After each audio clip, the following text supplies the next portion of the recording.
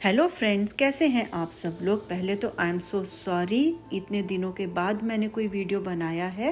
मैं बहुत बिज़ी चल रही थी, इसलिए कुछ भी शूटिंग में नहीं कर पाई, लेकिन अब होपफुली मैं बीच बीच में वीडियोस पोस्ट करती रहूँगी। तो आज मैंने बनाई है किनुआ की इडली। बहुत ही हेल्दी है, प्रोटीन रिच है, बहुत ही ईजी रेसिपी है। तो यहाँ पर मैंने उड़द दाल ले ली है, गोटा दाल मैंने यूज़ की है। आप चाहें तो नॉर्मल स्प्लिट उड़द की दाल को यूज़ कर सकते हैं। तो एक पार्ट हम दाल का लेंगे, 3 पार्ट्स हम किनुआ का लेंगे। आप मेजरमेंट के लिए कोई भी कप कटोरी अपने हिसाब से ले सकते हैं। तो आप रेड या वाइट किनुआ अपनी मर्जी से ले सकते हैं। और 1/3 कप ही हम ले लेंगे पोहा। जितना हम पोहा लेंगे उतनी ही हम दाल लेंगे। और 1 टीस्पून हम यहाँ पर मेथी के सीड्स ले लेंगे। किनुआ को और दाल को और मेथी को अच्छी तरह से वॉश करके एक बोल में हम सोक करने के लिए रख देंगे। मैंने बहुत कम क्वांटिटी यहाँ पर ली है, इसलिए मैं सब चीज़ों को इकट्ठा ही वॉश करके सोक करने रख दूँगी। लेकिन पोहा को हम अलग से धो के अलग से सोक करने के लिए रखेंगे। अगर आप ज़्यादा क्वांटिटी में बनाने वाले हैं तो आप दाल को और किनुआ को अलग अलग भी भिगो करके अलग अलग पीस सकते हैं, लेकिन इकट्ठा भी पीसेंगे तो ये बहुत आराम से पीस जाती हैं दोनों चीज़ें। और हमें इसका एक बहुत फाइन पेस्ट बना करके रखना है। सबसे पहले तो हम 4 से 5 घंटे के लिए इन तीनों चीज़ों को अलग से सोक करके रखेंगे और पोहा को हम अलग से भिगो करके रख देंगे। तो अब जैसे कि आप देख सकते हैं, मैंने सारी चीज़ें वॉश करके अच्छे से यहाँ पे सोक होने के लिए रख दी हैं। अब 5 घंटे हो गए हैं और 5 घंटे के बाद आप देख सकते हैं कि किनुआ भी फूल गया है, सॉफ्ट हो गया है और दाल भी हमारी अच्छे से फूल गई है। अब ये चीज़ें ग्राइंड होने के लिए रेडी हैं। और पोहे को भी हम देख लेते हैं, तो पोहा भी अच्छे से सोक हो गया है, सॉफ्ट हो गया है। अगर पोहा को आप 5 घंटे ना भी भिगोना चाहें तो ये 15 मिनट में भी अच्छी तरह से सॉफ्ट हो जाता है। जो एक्स्ट्रा पानी है उसको पहले फेंकिएगा मत, उसको एक बोल में निकाल के रख लेंगे, क्योंकि अगर हमें ग्राइंडिंग के टाइम एक्स्ट्रा पानी की ज़रूरत पड़ेगी तो हम इसी पानी को यूज़ कर लेंगे, क्योंकि अच्छी तरह से हमने वॉश करके अपनी चीज़ों को इस पानी में सोक करके रखा था। तो मेरे पास ये कम क्वांटिटी है, तो 2 बैचेस में मैं इसको पीस के रख लूँगी। तो आधे पोहे को मैंने पहले डाल दिया था दाल और किनुआ के साथ, और आधे पोहे को मैं सेकंड राउंड में डाल दूँगी।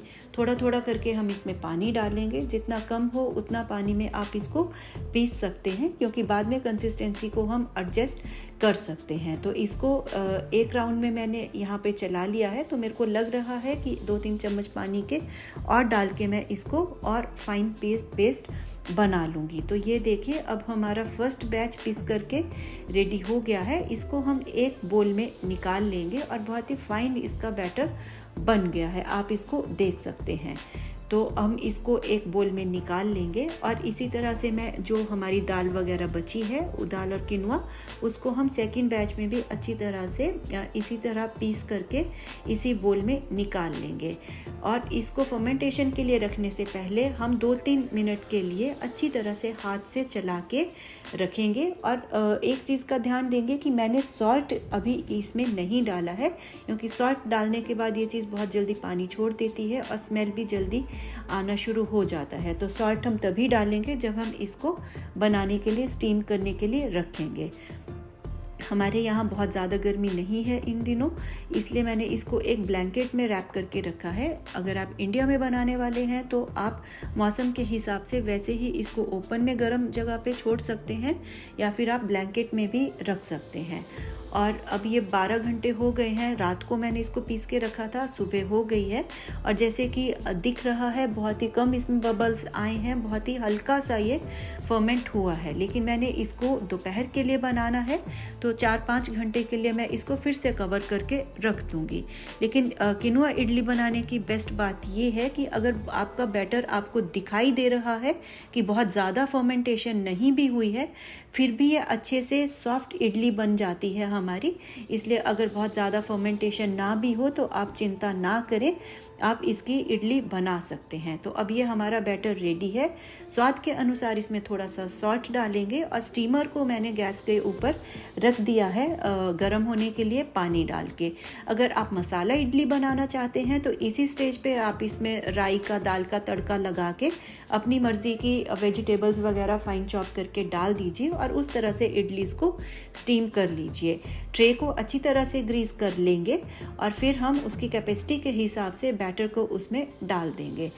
स्टीमर आपका इस टाइम पे बिल्कुल रेडी होना चाहिए। मैंने इन इडली में कोई सोडा या फ्रूट सॉल्ट इनो वगैरह का यूज़ नहीं किया है। ये जो भी बनेगा नेचुरली फर्मेंटेड इडलीज बनेगी। प्रोटीन में बहुत रिच है क्योंकि किनुआ भी हमारा बहुत हेल्दी है, दाल में भी प्रोटीन है और बहुत फिलिंग है और बहुत ही खाने में लाइट है और खाने के बाद आपको लगता है कि पेट हमारा भर गया है। बहुत ही हेल्दी ये इडलीज बनती हैं।